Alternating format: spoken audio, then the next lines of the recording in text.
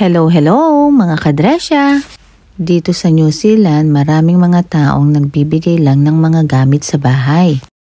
Pwede mo itong hingin sa kanila through chat o pulutin ito sa tapat ng kanilang bahay. Sa ngayon ay napulot namin ang cabinet na ito. Papalitan kasi namin yung dati naming cabinet. Itong cabinet na ito ay binigay lang din sa amin. Medyo mabigat kasi ito kaya kailangan namin itong palitan. Pero syempre, ipinamigay din namin ito. Sabi ko nga rin sa mister ko kung papalitan namin ito ay kailangan ko rin ng bagong salamin. Wala daw problema kasi nakapulot din siya ng salamin.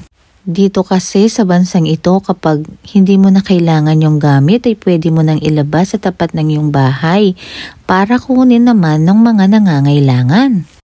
Kaya hindi mo na kailangan bumili pa kasi pwede mo namang palitan yung mga gamit mo sa bahay ng libre. Bawal ang maselan para makatipid. O diba, napalitan na ng magaan ang aming cabinet at meron pa akong salamin.